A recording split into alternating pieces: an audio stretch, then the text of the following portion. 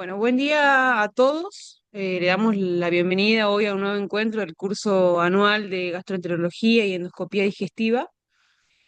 Bueno, hoy vamos a hablar bueno, mi nombre es Melina Milic. Hoy vamos a hablar de tratamiento actualizado de las hepatitis virales a cargo del doctor Cairo Fernando, director del Servicio de Trasplante de Órganos Sólidos del Hospital del Cruce, jefe del Departamento de Patología y Trasplante Hepático en la Clínica Pasteur de Neuquén, equipo de trasplante del Hospital Británico de Buenos Aires, asesor de la Organización Panamericana de la Salud y expresidente de la Sociedad Argentina de Patología. Sí, bueno, dándole la bienvenida, Doc. Si quiere, damos inicio a la clase. Bueno, te agradezco mucho a vos y a los organizadores por haber pensado en mí. Le quiero mandar un saludo muy grande a la gente del Centro de Salud de Tucumán, que también están ahí conectados todos, que han madrugado. Sí, sí, Así que siempre bueno, se conectan. pero preguntan después, pues son medios molestos, ¿eh? No sé cómo serán acá. No, bueno, Vamos a ver. esperemos que pregunten todas las dudas que Vamos a ver si tengan no se y quedan que dormidos. consulten. Dale. Bueno, Bueno, bueno, gracias por la invitación. Voy a compartir. no, gracias a vos, Doc. Dale. Confírmeme si se ve y ya estamos. Se ve, ¿no? Sí, sí, se ve bien, Doc. Perfecto. Bueno, a ver, la idea mía es no aburrirlo con esto porque esta charla se puede dar en 5 minutos o en 3 horas. La idea es que hagamos algo intermedio, bueno, estas son mis filiaciones, pero más que nada, independientemente de los roles, mi principal actividad es la hepatología general y el trasplante hepático y eso es lo que trato de desarrollar todos los días. Y en esta conferencia vamos a hablar de hepatitis virales, algo de diagnóstico que es mínimo porque sé que ya la han dado. Después, cómo miramos hoy los especialistas esta entidad, porque nos estamos quedando sin mucho recurso, porque la tendencia es a la baja de las infecciones por hepatitis y la cura hoy es casi universal, así que eso nos va achicando el universo de estrategias, pero todavía hay mucho por hacer en medidas para ahondar la profundidad de los contenidos de esta patología y el tratamiento. ¿Está?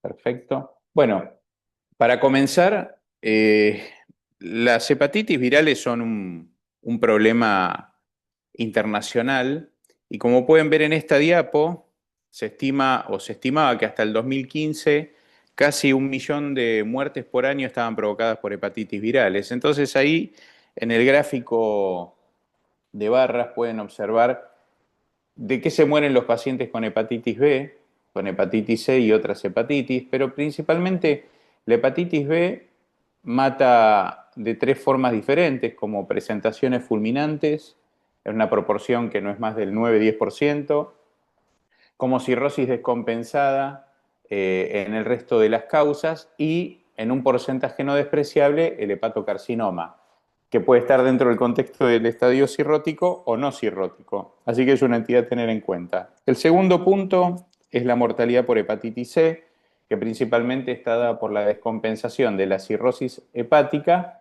y del desarrollo de hepatocarcinoma. Cuando yo hablo de riesgo de cáncer en estas poblaciones, fíjense si lo comparamos con la barra roja, que es el riesgo de cáncer pulmonar por cigarrillo, el virus B tiene más riesgo de desarrollar cáncer que el cigarrillo. Es decir, que probablemente todos ustedes saben que fumar genera cáncer de pulmón, pero vacunar contra la hepatitis B disminuye el riesgo de cáncer de hígado y sin embargo hoy seguimos fallando en la vacunación. Y como les dije antes, más allá de que es un problema universal, tiene impacto en la sociedad en forma muy significativa. Fíjense que dentro de las muertes a nivel global en Latinoamérica, la cirrosis y sus complicaciones son la tercera causa después de las cardiovasculares y las metabólicas. Pero obviamente esto tuvo un impacto muy positivo desde el 2000, diría 12-13 en adelante, acá del 2015 en adelante, que es la aparición de los nuevos antivirales. Ya en el B lo habíamos visto esto. Lo que pasa es que en el B con los antivirales lo que habíamos logrado es disminuir la replicación, disminuir la tasa de trasplante, pero la mortalidad global no había bajado. Eso se mantiene. Y se mantiene probablemente porque esos pacientes se pierden, desarrollan cáncer, llegan tarde, entonces hay una condición intermedia que todavía no hemos logrado mejorar. Pero en el virus C, claramente el impacto fue positivo con el advenimiento de las nuevas drogas. Son drogas bien toleradas aún en población cirrótica, después vamos a ver dos o tres situaciones muy puntuales para tener en cuenta, y eso lo que demostró es una disminución en la progresión a cirrosis y una disminución en el ingreso en lista para trasplante, muerte por cirrosis y desarrollo de hepatocarcinoma. Así que es muy interesante lo que hemos visto en estos últimos 10 años con el advenimiento de los antivirales de acción directa. Para que tengan una idea, la prevalencia es muy variable. Nosotros somos un país de prevalencia mediana, diría baja, de hepatitis B, salvo en la zona cercana a Brasil.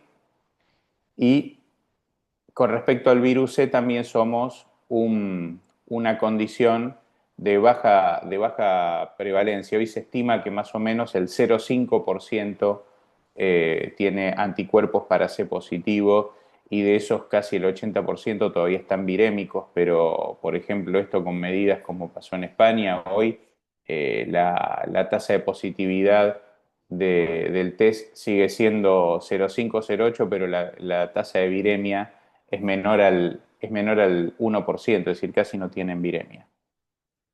Pero sí está claro que todavía sigue siendo un problema. Y cuando les digo que sigue siendo un problema, fíjense el número de muertes por año por hepatitis B, que es este rengloncito de acá. Fíjense que casi 1 millón de defunciones en Latinoamérica por hepatitis B en, hace, hace 5 años, y esto ha venido reduciendo en forma significativa, pero todavía no hemos llegado a metas como, por ejemplo, reducir casi al 30% del total la muerte por virus B.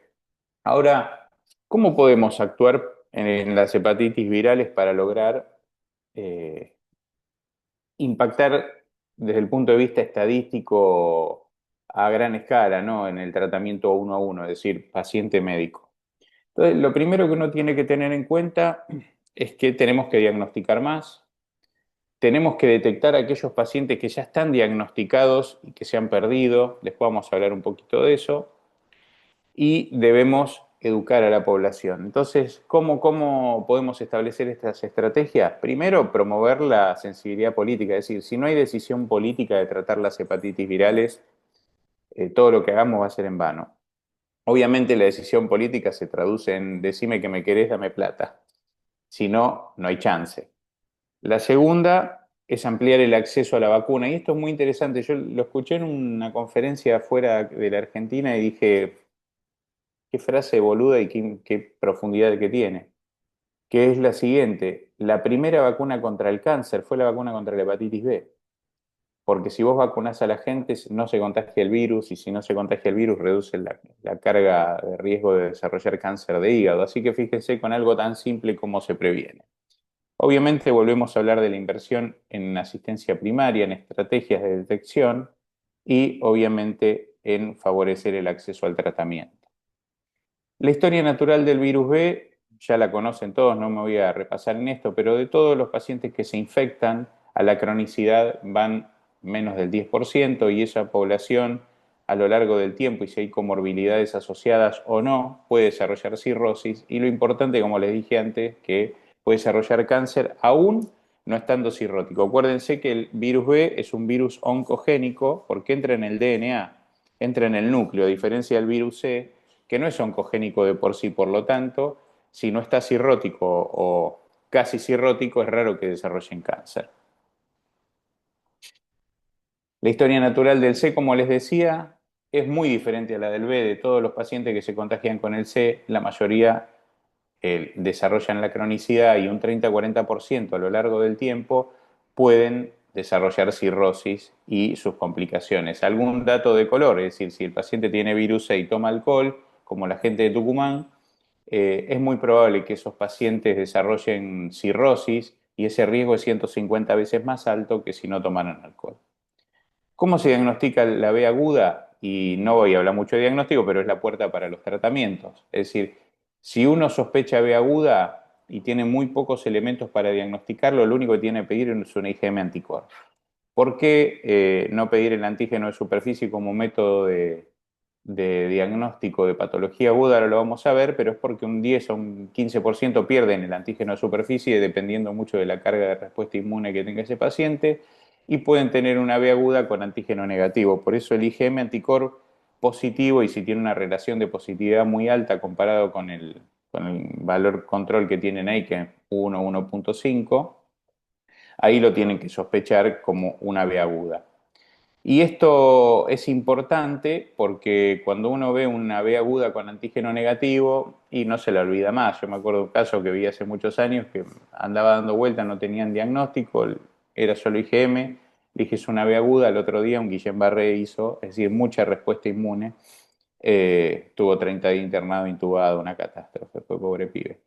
¿Y por qué tenemos que tener en cuenta el B, lamentablemente todavía en nuestro medio? Porque sigue siendo una de las principales causas de hepatitis fulminante en población adulta. Fíjense este trabajo que es argentino.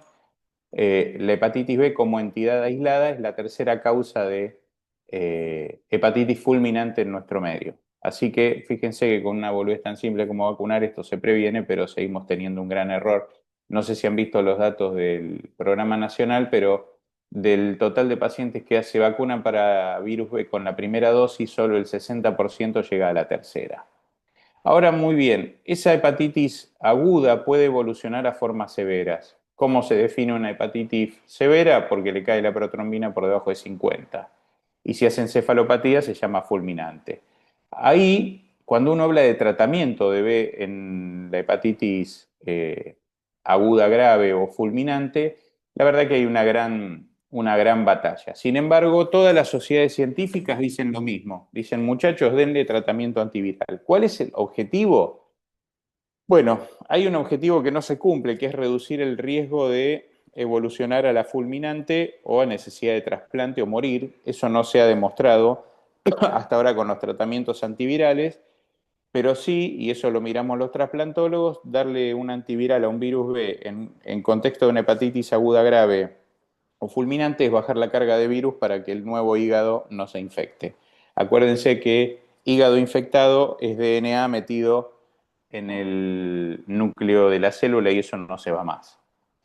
Entonces, con respecto a lo que es hepatitis aguda grave o fulminante, los antivirales son una opción, pero lo miramos más del lado de la trasplantología, es decir, ustedes no traten, si no tienen contexto de trasplante, no traten a un B grave o fulminante sin derivarlo, es decir, eso se lo ponemos los centros de trasplante.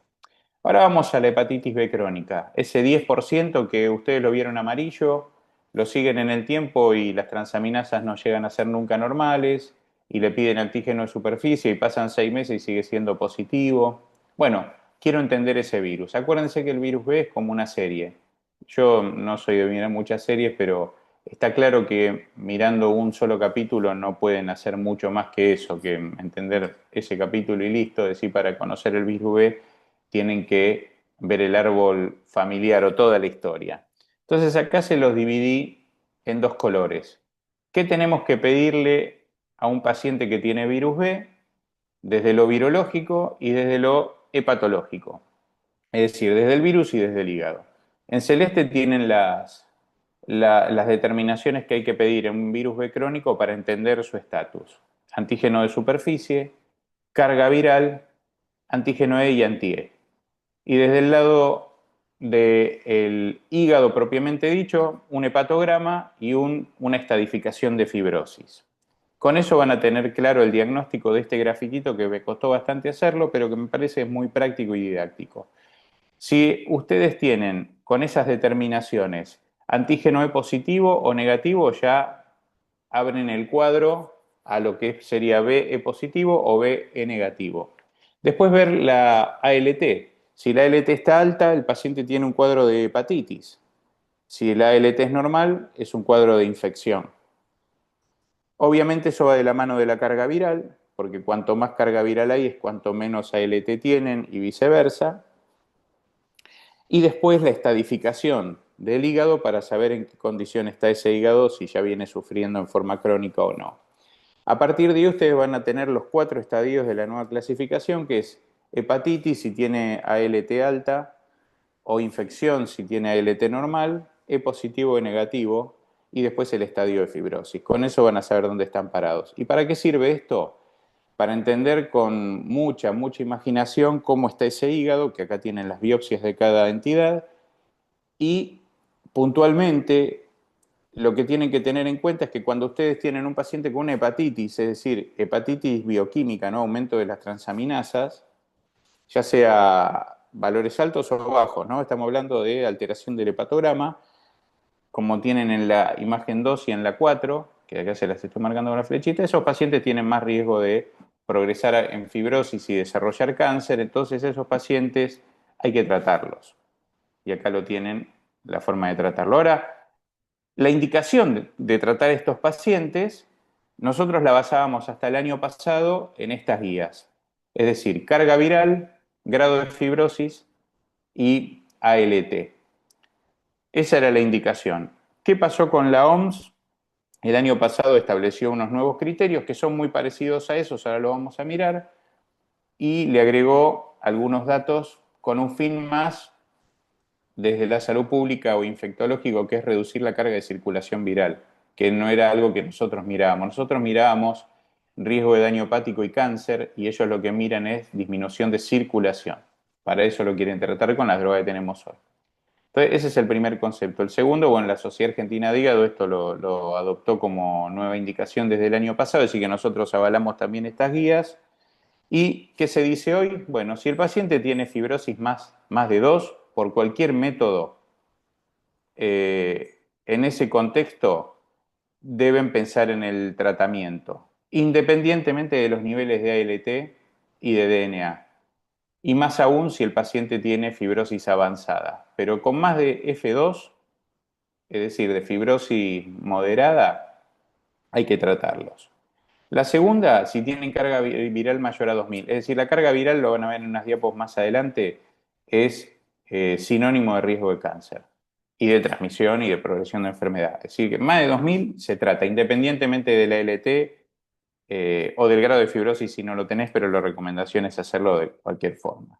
Después que tenga una coinfección, HIV, Delta, que no tenemos en Argentina, o C, historia familiar de cáncer, comorbilidades metabólicas, es decir, eso es muy loco porque piensen que todos nuestros pacientes tienen hígado graso. Yo no quiero ser despectivo, pero he vivido un año en Tucumán y los fibroscanquis en Tucumán fueron los fibroscan más difíciles de mi vida porque el BMI es más alto de lo que uno está acostumbrado en una población de salud pública.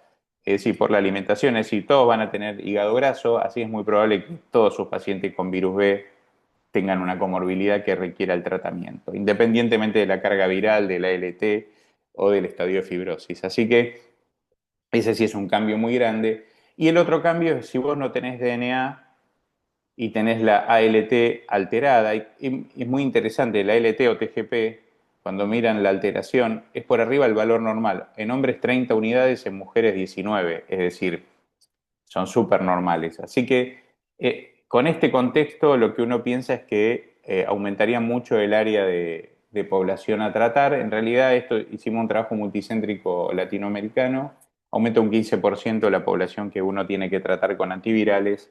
No es tanto, pero el beneficio es muy significativo. Ahora, ¿por qué tratar un B crónico?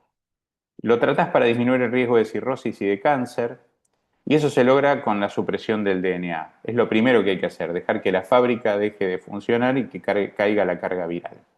Y ahora fíjense cuál es el beneficio de lograr la caída de carga viral. Desde el punto de vista histológico, es la regresión de la fibrosis. Ya les voy a mostrar unos datos, una foto que es muy buena. Desde el punto de vista de cáncer, es disminuir el riesgo de desarrollo de cáncer, que va de la mano de la carga viral.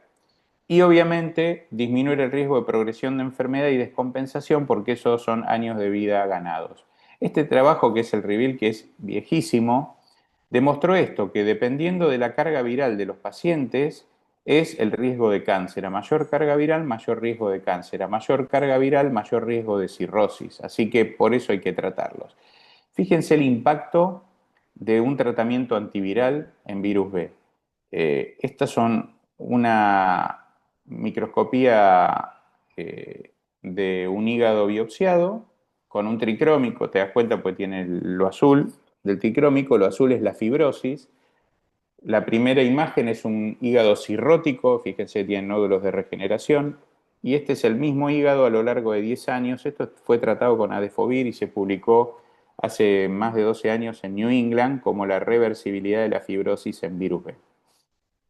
La historia del desarrollo de los antivirales en virus B no fue tan veloz como en C, pero fíjense que en casi 20 años hemos tenido la aparición de al menos 4 drogas nuevas y todas con impacto positivo en el tratamiento. Acá tienen todas las drogas que hemos tenido a lo largo de la historia, pero se tienen que focalizar en las tres de abajo, entecavir, tenofovir y el alafenamide, que es un nuevo tenofovir. Estos tienen dos características: alta potencia, es decir, que bajan la carga viral rápido, que ese es un elemento bueno para no darle respiro al virus y noquearlo, y por el otro lado tienen alta barrera genética, es decir, bajas chances de que el paciente o el virus escape a este fármaco. Como les dije, los objetivos del tratamiento son escalonados. Lo primero que uno busca es negativizar la carga viral. Cuando vos negativizás la carga viral, disminuye la respuesta inflamatoria a nivel hepático y con eso disminuirás el daño hepático, y por otro lado le das tiempo al sistema inmune de que tome la potencia y la potestad para tratar de hacer seroconversión de E anti-E en los que son E positivos, o lograr algo que es muy poco frecuente que ocurra, pero puede pasar, que es la conversión del antígeno S a anti-S, es decir, la cura funcional. Esta es la escalera de objetivos que uno tiene que tener en cuenta. Ahora, ¿cómo se logra eso? Fíjense, con los últimos antivirales más potentes, entecavir y tenofovir, la carga viral se negativiza casi en un 80% al año, tanto en E positivo como en E negativo. Se pierde más o menos entre un 20 y un 30% el antígeno E durante el primer año y se lo convierte a anti-E, pero eso acuérdense que es en los E positivos nada más. En el E negativo el antígeno E no es un dato de relevancia. Y como les dije antes, lo que es menos frecuente de ver es la pérdida del antígeno de superficie. Eso se ve en un 5% a los 2, 3 años y no más del 8 o 9% a los 10 años. Es decir, es bajo la chance de que pierda el antígeno de superficie, pero no es la primera vez que uno lo puede ver. El tenofovir alafenamide es el último antiviral, perdón, me hace un matecito, es el último antiviral que se desarrolló, igual ya tiene casi 8 años, sí, un poquito más. Y ahora van a ver, tiene menos riesgo de efectos adversos, por eso tiene una indicación precisa.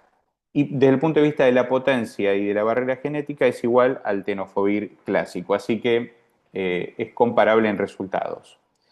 ¿Qué buscamos entonces con estos antivirales contra el virus B? Disminuir, bueno, bajar la carga viral, negativizarla, normalizar la LT y mejorar histológicamente. Con eso reducir riesgo de todo.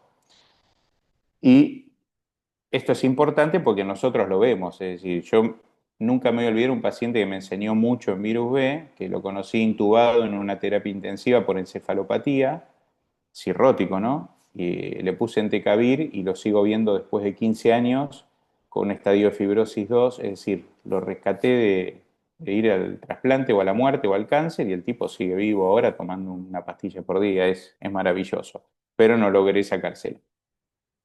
Ahora, el riesgo de que el virus escape a esto, fíjense, en las tres columnas finales es casi anecdótico, es decir, hay algún reporte en entecavir, pero después el riesgo de que se escape el virus es muy bajo.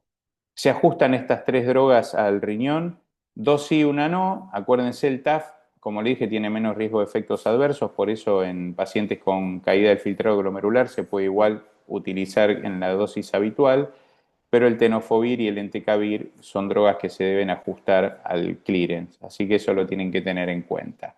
Por lo tanto, para resumir la indicación de tratamiento en B crónica E positivo, cuando uno lo empieza a tratar, primer paso es carga viral negativa, Segundo paso es pérdida del antígeno E. Si logran eso, consolidación 12 meses con antivirales y ahí, si no es cirrótico, pueden suspenderlo. Si es cirrótico, olvídense del concepto de suspensión de droga. En el antígeno E negativo, como no tenemos este antígeno, lo que uno busca es tener carga viral negativa al menos por 3 años y si no es cirrótico, se puede lograr la suspensión. En el caso de que logren en los dos casos la pérdida del antígeno de superficie y seroconversión anti-E, bueno, ese es un logro poco frecuente, pero en ese caso lo definen como cura funcional. ¿Qué puede pasar cuando ustedes le suspenden un antiviral a estos pacientes? Pueden pasar tres cosas. Nada, que el virus siga dormido porque el sistema inmune lo domina, que el paciente eleve transaminasas, haga una viremia transitoria y vuelva a la normalidad, o que el paciente haga elevación de transaminasas, viremia persistentemente positiva y haya que tratarlo nuevamente. Acuérdense que esto es en pacientes no cirróticos, porque si eso se lo hacen a un cirrótico, es probable que en ese brote de reactivación del velo liquiden o necesite un trasplante. Así que eso, por favor, ténganlo en cuenta. Con virus C, el diagnóstico de C aguda es la carga viral, no hay otra. Y acá tienen una estrategia para definirlo. Si ustedes tienen un paciente con una hepatitis aguda clínica y bioquímica, acuérdense que hay que pedir también virus C. Se pide anticuerpo y se pide carga viral, porque puede pasar esto, que el paciente sea C por anticuerpo negativo con carga viral positiva, que es una C aguda precoz, o que el paciente tenga C anticuerpo y C carga viral positivo, que esa es una hepatitis aguda ya en la fase tardía, donde ya no se saca el virus de encima. ¿Y por qué siempre hay que pedirle la carga viral? Porque el paciente tarda entre 4 y 8 semanas en positivizar los anticuerpos y es el tiempo o es el periodo en el cual los ELISA que tenemos hoy pueden detectar anticuerpos también. Entonces, existe esa ventana entre carga viral y anticuerpo, por lo cual se recomienda siempre pídanle una carga viral a una C aguda. Sería de buena práctica pedírselo a todos, pero si no, es aquel que tiene todo el resto de las cosas negativas. Si tienen un anti-C positivo y no tienen carga viral, lo tienen que confirmar, porque puede ser que el paciente haya tenido contacto alguna vez en su vida con el C y se lo haya sacado encima en forma espontánea. Es raro, pero existe.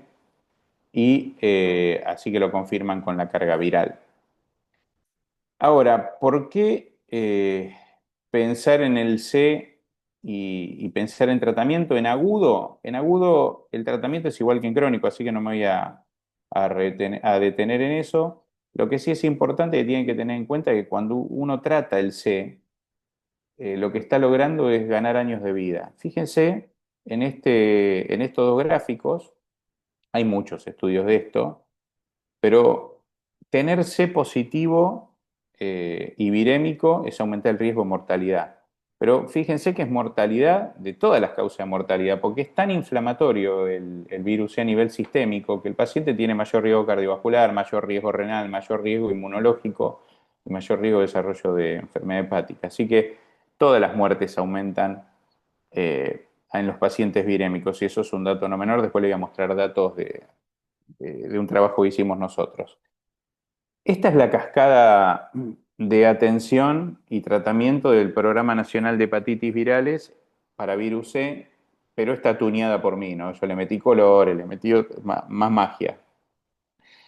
Acá tienen nuestra situación actual. Del total de pacientes con virus C solo se trata el 4%. Es una depresión total. Ahora, ¿qué pasa en Estados Unidos? Se trata el 10%. Es decir, estamos mal, pero no tan mal, ¿no? Entonces, acá tienen dos formas. Cuando yo decía cuáles son las estrategias para llegar a los pacientes con C, tenés estrategias para llegar a los pacientes que no saben que tienen C, eso es aumentar el diagnóstico, o ir a estrategias de microeliminación, que significa ir a donde ya sabes que hay mayor riesgo de virus C. ¿Cuáles son esos lugares? Las cárceles, los pacientes que viven en la calle, los centros de adicción. Ahí tenés mayor población de C, y de B también, pero tenés mayor población de C que sentarte en un consultorio de paciente sano. Y después tenés estrategias para ir a tratar al otro 50%, que son la gente que sabe que tiene el virus C o que se testeó alguna vez y que están boludeando por la vida sin tratarse. Esas son estrategias de vida real de relink o revinculación. Y ahí yo voy a detallar un poquito las cosas, pues venimos trabajando ya hace unos años. Para que tengan una idea, hasta el año pasado se habían tratado en el sistema público argentino 9.000 pacientes para virus C. Si uno estima que hoy el 0,5 de la población tiene virus C y somos 50 millones, estamos hablando de que tenemos dando vuelta 2,5 millones de personas con potencialmente riesgo de tener virus C. Bueno, la cascada de atención, como les decía, no es un problema nada más de Argentina. Fíjense en este trabajo que independientemente del especialista que vea al paciente con virus C, solo llegan al tratamiento el 10%. Así que es un largo camino en el cual nosotros somos los generadores de obstáculos para que el paciente no se trate. Así todo, en Argentina hubo un impacto positivo con los antivirales de acción directa. Esta es una curva del INCUCAI. En celeste tienen los pacientes ingresados en lista por cirrosis por virus C. Año 2015, inicio de antivirales de acción directa, bajó un 35% el ingreso en lista por cirrosis descompensada por virus C. Así que eso es un dato muy significativo. ¿Cuáles son las barreras para sacarnos encima este bicho hinchabolas? El primero es que se desconoce el virus, es decir, la gente desconoce está infectada. El segundo es que ponemos muchas trabas para que se diagnostique rápidamente y llegue rápido al tratamiento. Y porque la mayor parte de los pacientes con virus C son los menos adherentes y los que menos consultan. Entonces, son situaciones problemáticas que hacen que no lleguemos a lograr una meta que es erradicar el virus C, que lo podríamos hacer. Sobre los pacientes diagnosticados y dando vuelta por el mundo que no se tratan, están las estrategias de revinculación.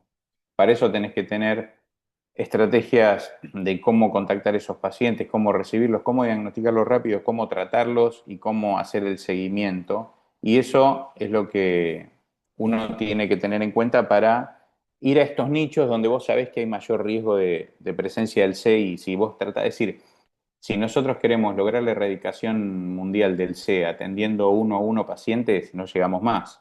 Lo que hay que hacer es estrategias para agarrar gran volumen. Como le decía, microeliminación yendo a las cárceles, yendo a los centros de nocturnidad donde duermen la gente sin casa, los centros de adicción. Eso es ir a atacar grandes volúmenes o estrategias de ir a pescar en poblaciones donde ya saben que es virus C, pero que no se han tratado, que esas son las estrategias de revinculación. Hay muchas y les voy a mostrar dos ejemplos argentinos. Una lo hizo el Clínicas. El Clínicas agarró y dijo, miremos 1.000 historias clínicas y los C positivos, los llamamos a todos, vemos quién se trató, quién se curó, quién se murió y demás. Ellos lograron revincular casi 400 pacientes, pero fíjense los datos de los renglones en amarillo están abajo. Los llamaron y a pesar de contarle eso, no desean seguimiento el 4%. Los llamaron, los citaron, le dieron un turno, el 4% no vino. Y casi un 14% no volvió después de la primera consulta. Es decir, que, como le dije antes, son poblaciones complejas, porque uno le está explicando que tiene un virus, que ese virus mata gente, que progresa en la enfermedad hepática y a pesar de eso, los pacientes se van, un 20% se les fue. La otra estrategia fue algo que se nos ocurrió a nosotros saliendo de la pandemia, que decir, che, tenemos registros de los pacientes que se testean para C en el Hospital El Cruce. Entonces fui a hablar con la jefa de laboratorio y le digo, che, ¿tenés registros? Digo, sí, tengo los registros. ¿Cuánto tenés? ¿2, 3 años? No, 10. Le digo, dame todo. Entonces dije, bueno, si yo tengo un programa nacional que me permite darle tratamiento a los pacientes que no tienen o que tienen sistema público exclusivo. Tengo los registros de laboratorio de 10 años de todos los pacientes testeados. Tengo un equipo de primera para ver, estadificar, tratar a los pacientes. Tengo teléfono para llamar a los pacientes y tengo una estrategia simplificada de atención. Digo, bueno, armemos un programa de revinculación que se llamó PanRelink porque revinculé también virus B. No revinculé, revinculamos, porque esto fue un laburo de mucha gente. Y ahí hicimos una estrategia que fue mirar nuestros datos de laboratorio. Miramos un periodo de 10 años, 215.000 muestras de sangre, 106.000 para virus C y 108.000 para antígeno de superficie. Y fíjense los datos de virus C. Lo primero que tienen que tener en cuenta es que la mayor parte de las muestras que recibíamos eran de centros de atención primaria donde los controles de embarazo son lo más frecuente, así que la población, que fíjense, tienen 80.000 testeos en esa población, 89.000, son mujeres jóvenes en edad fértil. Ahí la tasa de C positivo es del 0,5, que es un poco los datos de la OMS. Después tengo una proporción de sangre derivada de centros con internación, sin trasplante, que son 1.000 muestras más. La prevalencia del C en ese contexto es del 2,7. Y 17.000 muestras de sangre del Hospital El Cruce, donde tenemos trasplante de riñón, de corazón, de pulmón y de hígado. Y ahí la positividad del test fue de casi el 7%. ¿Qué mostramos con esto? Lo primero, bueno, el volumen, ¿no?, de pacientes, 1.162 pacientes con anticuerpos positivos, y eso era la población de la cual partimos para después establecer estrategias de relink. Pero después tenés población general 0,5, y en las instituciones fíjense que 4,34% de los testeos son positivos, es decir, es una población de mayor riesgo de encontrar. Pero fuimos entendiendo algunas cosas. Lo primero es que los hombres somos muy reacios a ir al médico. Fíjense que el 83% de las muestras tomadas eran en mujeres, probablemente por el centro de atención primaria. Pero el dato más significativo, que del total de los C positivos, casi el 60% eran hombres, es decir, que la gente que tiene más riesgo de tener el virus C son los que menos consultan. Eso generó varias estrategias que después les voy a contar. Y la edad promedio son 45 años. En los hombres positivos es un poquito más alto, es 50 años. Así que, hombre, seguramente gordito, tomador de cerveza, hincha de Sarmiento, ese no consulta y es el que tiene el virus C. Después vimos otro dato que sí es muy importante. ¿Y se acuerdan de la curva esa que les mostré de mortalidad? Mortalidad global en pacientes no tratados y tratados. Bueno, nosotros vimos en nuestra población, agarramos todos los virus C positivos que estaban muertos y los macheamos por edad, sexo y origen de la muestra de sangre contra a 2:1 contra muertos con ELISA negativo para C. Y fíjense que tener solo el ELISA positivo para virus C aumenta 5 veces el riesgo de muerte. Así que solo con eso sabemos que es una población que se va a morir más. Por eso hay que tener una conducta activa en esta población. Nosotros agarramos de todo ese universo, revinculamos 538, teníamos potencialmente 538 pacientes para revincular, puse un médico estratégicamente a llamar todos los días a estos pacientes, citarlos, en la primera visita hacer interrogatorio, tomar muestra de sangre para carga viral, elastografía, ecografía y pedido de antivirales, y en la segunda visita le entregábamos la medicación toda entera y lo veíamos después ya tratado. Con eso pudimos revincular solo 124 de 500, es decir, casi un 22% pudimos revincular, y el mayor problema es que la gente pierde el teléfono, es decir, cambia el número y son imposibles de encontrar. Hicimos 1.000 estrategias para querer encontrarlos y no los encontrás. Y ese es un gran problema que tiene todo el mundo. Probablemente con la historia clínica electrónica esto cambie, pero esta es una realidad, es decir, esta población es compleja. No vienen a la consulta, fíjense que los citamos y no quisieron venir a la consulta el 10%, así que heavy, pero fíjense en los datos de los pacientes que revinculamos. La mitad de los pacientes tenían fibrosis moderada, ninguno había recibido tratamiento previo, o la mayoría, pero los datos más importantes, fíjense, cuando le preguntamos cuál era el motivo por el cual habían dejado de seguir, la palabra ignorancia, es decir, desconocimiento, era la que más frecuentemente aparecía. Ignoraban el resultado positivo, ignoraban que había tratamientos que curaban, ignoraban que la enfermedad progresaba, y, y eso es un dato muy, muy, muy fuerte, ¿no?, para tener en cuenta. Es decir, que el peor problema de estas enfermedades es no educar a la población. Hicimos lo mismo en virus B, 108.000 muestras de sangre. Del total que limpiamos la lista, quedaron 163 pacientes para revincular. ¿Saben cuántos pudimos revincular y cuántos tenían indicación de tratamiento? Hasta ahora 5. Pero bueno, son 5 pacientes que hemos podido tratar. Ahora, a partir de ahí, fíjense que fueron surgiendo diferentes condiciones, porque dijimos, che, tanto para revincular y perdimos el teléfono. Bueno, empezamos con otras estrategias, igual cuesta mucho. dijimos, los que más tienen virus E son los que menos consultan, así que ahí hicimos tres estrategias, dos que están acá y una que les cuento ahora. La primera fue un programa que se llamaba Ascender. Dijimos, bueno, vamos a los partidos de fútbol y testeamos ahí. Nos agarró una barra brava en la puerta de defensores de Florencio Varela y nos cagó a piñas porque no lo dejábamos entrar. Así que dijimos, no podemos ir ahí. Después dijimos, bueno, vamos a los pacientes que no tienen techo, es decir, la gente que vive en la calle. Tuvimos 5 reuniones con un ministro de salud de una ciudad cercana a donde vivo yo. En las tres primeras reuniones dijo, sí, perfecto, vamos para adelante, tengo los test comprados en el baúl del auto que se están venciendo. En la cuarta visita dijo, no, porque esto me va a generar quilombo en el manejo del ministerio, así que no lo hagan. Eso es decisión política. Y la tercera dijimos, bueno, si 50 años o más son los que tienen virus 6 o nombre, hablemos con la Sociedad de Urología y digámosle a los urólogos que le pidan PCA y anticuerpo para virus C, pero es un programa que todavía no lo pusimos en práctica. Y obviamente entender de que estos pacientes que no conocemos, pero que nos metemos en su historia clínica, tenemos derecho a meternos aunque no sean pacientes nuestros, porque eso en el concepto ético es prevenir el mal mayor. Si sabemos que son pacientes que se van a morir más y uno tiene una forma de disminuir ese riesgo de muerte, es importante que lo hagamos. Entonces, tenemos el deber de ir a buscar estos pacientes.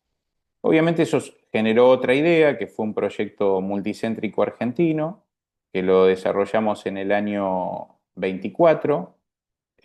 Inicialmente iban a ser 8 centros, al final fuimos 5: Hospital El Cruce, Rossi de la Plata, San Martín de la Plata, Castro Rendón de Neuquén y Hospital de Clínicas. Y el objetivo fue mirar eh, más de 200.000 test o historias clínicas, pues eran de las dos puertas que miramos, y revincular pacientes.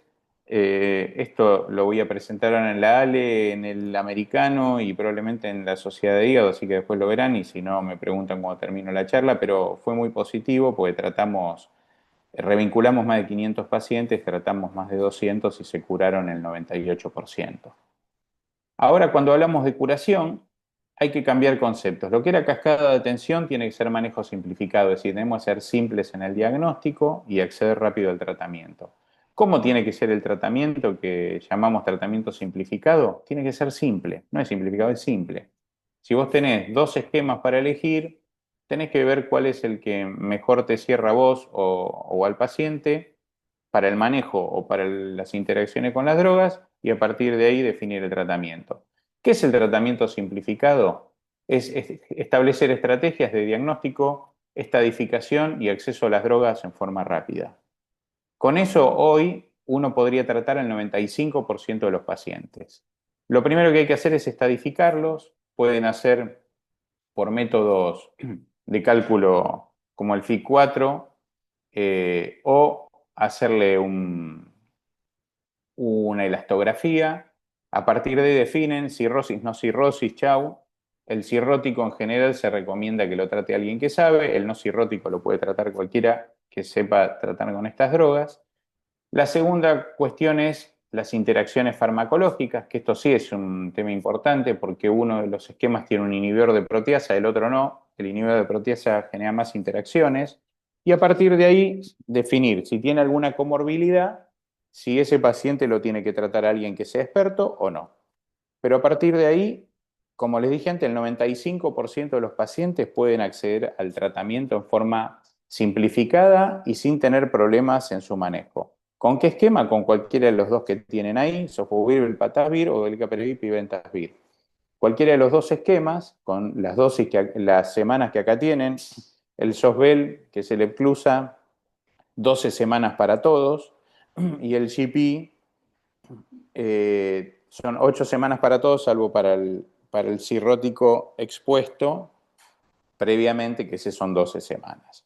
Y nos queda un tercer esquema, que es el Sosvelvox y la Previr, que ese es 12 semanas, pero es para los pacientes que no responden a los previos. Ahora, cualquiera de los dos caminos que elijan, la tasa de curación es similar en todas las poblaciones, 99% y 99% según el esquema que utilicen. Sí está claro que, como les dije antes, cuando ustedes tienen que elegir el esquema, elijan por seguridad y por por el que tiene menos riesgo de desarrollo de complicaciones o interacciones farmacológicas. El que tiene inhibidor de proteasa, que es el glicaprevir pirventasvir, tiene un poco más de riesgo de interacciones por el inhibidor de proteasa y no se puede usar en cirrosis descompensada. Esas son las dos características. Ahora, ¿qué pasa en los cirróticos? Bueno, ahí sí se requiere un concepto de seguimiento más específico y por eso se recomienda que lo vea alguien que maneja enfermedad hepática avanzada. Lo mismo en el VIH, se recomienda que maneje a alguien que tiene experiencia también en manejo de VIH, pero se puede tratar dentro de estos esquemas simplificados también, pero sí con alguien que sepa manejarlo. ¿Y por qué debemos en los cirróticos tener otro concepto? El primero, responden un poco menos, sí. Se pueden descompensar, sí. Y si vos los curás, tenés que saber transmitir el concepto de que esos pacientes, a pesar de haberse sacado el virus encima, siguen teniendo hipertensión portal, siguen teniendo riesgo de cáncer por la cirrosis propiamente dicha. Así que esos pacientes tienen que quedar en seguimiento por un especialista para hacerle screening de todas las complicaciones que pueda llegar a tener. Para finalizar, está claro que el impacto regional es muy positivo si tomamos conductas activas a gran escala, es decir, el ejemplo de lo que hizo el Clínicas o lo que hicimos en el cruce son claros sinónimos de que se puede tratar a gran escala. Lo más importante es educar y vacunar, eso está más que claro. Y hoy, teniendo tratamientos tan simples en los dos virus, crónicos y con un marco de seguridad muy alto, es muy poco entendible que todavía haya gente no tratada. Por eso lo primero que tenemos que hacer es tomar conciencia nosotros, educarnos nosotros y educar a la población, es decir, empoderar a la gente. Debemos seguir investigando y desarrollando. Es decir, una pregunta que me surgió a mí tomando un café con los chicos, che, ¿qué pasa en nuestro hospital con el virus C? Y con un gesto de ir a sentarme con la jefa del laboratorio, encontré 108.000 muestras de sangre testeadas para C. Y a partir de ahí todo el verso que hoy me hace sentar a hablar de esto acá. Y probablemente en estas poblaciones donde ya se sabe que el virus está circulando, ir con estrategias de alto volumen de captación es lo mejor para lograr el objetivo final, que es erradicar estos virus de la faz de la Tierra. Bueno, con esto finalizo. Déjame dejar de compartir. Ahí estoy. Bueno, cualquier duda, estamos bien en tiempo, ¿no? Ah, impecable. Quedaron 12 minutos. Bien, bueno, muy buena la charla, quedó muy claro y bueno, la importancia, ¿no? del concepto más que nada de revinculación de estos pacientes que, bueno, como mencionabas, son bastante complicados generalmente. Así que bueno, vemos en el chat a ver si alguien tiene alguna duda, no, nos consultan por acá o acá en el auditorio, no sé si alguien quiere consultar algo. Bueno, a ver la gente de El, Tucumán, si tiene alguna duda. Ahí creo en el chat hay preguntas, ¿no? A ver, bien. En cuanto al Preguntan, seguimiento del tratamiento de la hepatitis B, ¿cada cuánto recomienda? En cuanto al seguimiento en tratamiento de hepatitis B, ¿cada cuánto recomienda la función renal? No, cuando vos le haces los controles semestrales de carga viral y demás, ahí le pedís una creatinina.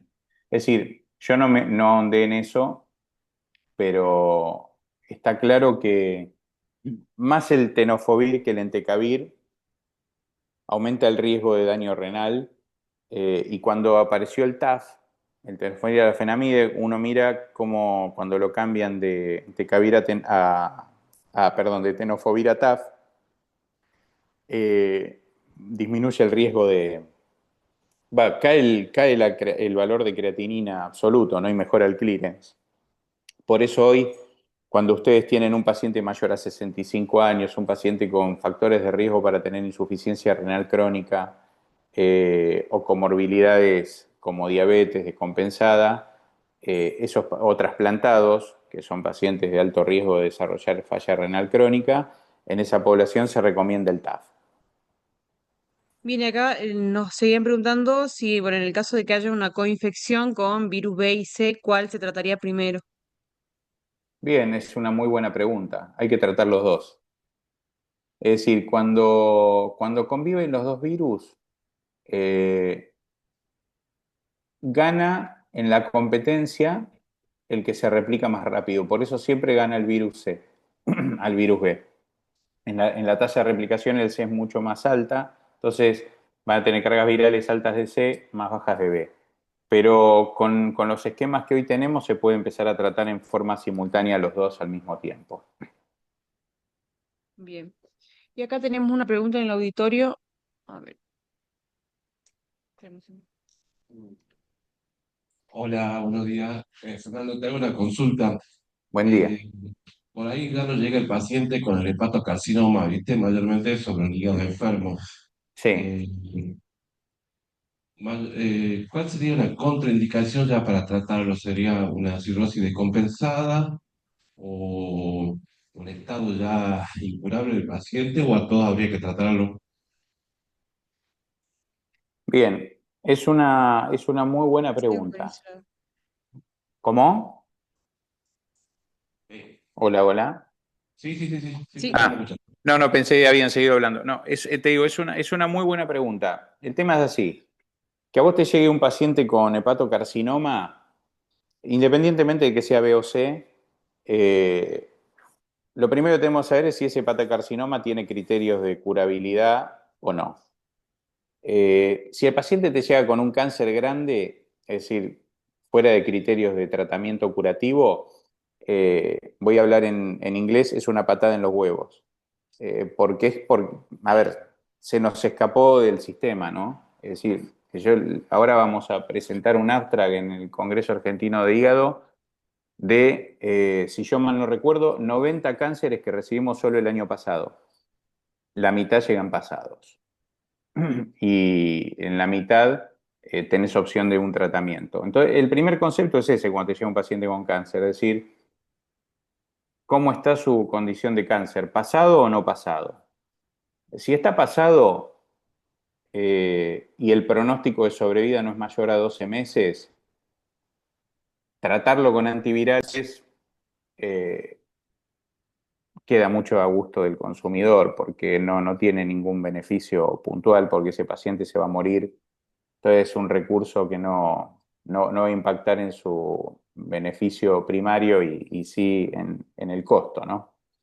Ahora, si el paciente tiene una expectativa de vida mayor y no tiene un cáncer curable, ahí la recomendación es tratarlo. ¿Por qué? Porque está visto que con cualquier condición que vos o cambies el estatus inmunológico, el paciente puede descompensar su enfermedad de base. Entonces, en el B darle antivirales, en el C tratarle el C y tratarle el cáncer al mismo tiempo, con cualquier esquema de todo lo que sería tratamientos no curativos. Ahora, si el paciente es plausible de un tratamiento curativo, llámese resección, ablación por radiofrecuencia, eh, eh, radioembolización o SRBT, que es radiación percutánea, o trasplante, lo primero que hay que hacer es tratarle el virus. En el B, ni lo pensás, lo tratás y punto. En el C, lo que tenés que definir es si vos lo vas a trasplantar, cuál es el beneficio de tratarlo antes o después del trasplante. Porque ya teniendo cáncer, vos lo vas a trasplantar igual. Entonces, apurarte a tratarlo con un riesgo de que la respuesta viral sostenida sea un poquito más baja, por ahí no te estresa mucho y lo tratás después. Pero es lo único que hay que definir. Pero lo que tienen que definir bien es el pronóstico del paciente antes. bien, tenemos otras preguntas acá en el chat. Una dice, bueno, ¿cómo tratamos un paciente con tratamiento previo con RIVA y PEG que recae en un paciente sin cirrosis? Bien, es decir, es un no respondedor no cirrótico. Ahí es experimentado, es un experimentado, ya por eso si vos vas a usar un inhibidor vas a usar un esquema con inhibidor de proteasa, son 12 semanas si está cirrótico compensado. Si no está compensado, lo que tenés que usar son el Epclusa, que es cirrosis descompensada, o en el expuesto cirrótico compensado, también son 12 semanas, pero ahí, al ser expuesto En general las guías dicen le agregas ribavirina o extendés el tratamiento a 24. Nosotros le extendemos a esos pacientes a 24 el tratamiento. Y si es un no respondedor a antivirales de acción directa y está cirrótico descompensado, hay que trasplantarlo, porque usar el Sosbelvox no podés porque el Voxilaprevir es un IP.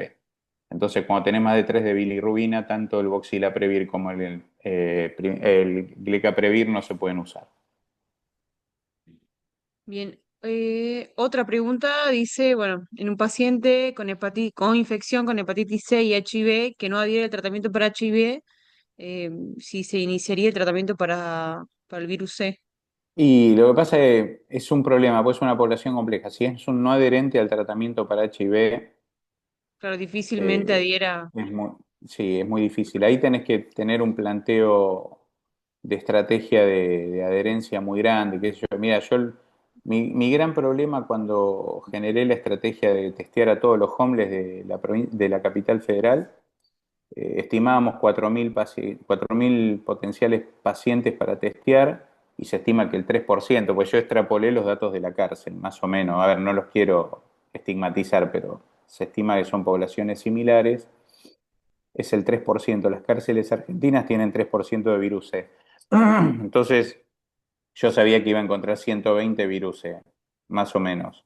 Digo, ¿cómo carajo hago para lograr que esta población sea adherente al tratamiento? Entonces, la estrategia nuestra era ir todos los días a darle la pastilla.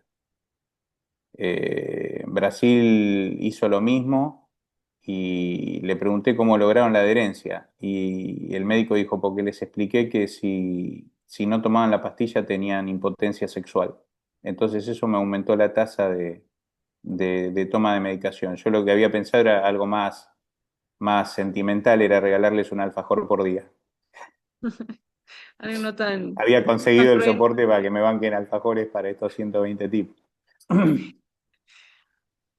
Eran casi Bueno, 500 alfajores. bueno, creo que no tenemos más preguntas, así que, bueno, Doc, muchísimas gracias por Bueno, participar, por dar la charla. impecable. Muy claro todo, muy práctico, así que bueno, esperamos para la organización del año que viene, contar con tu participación de nuevo.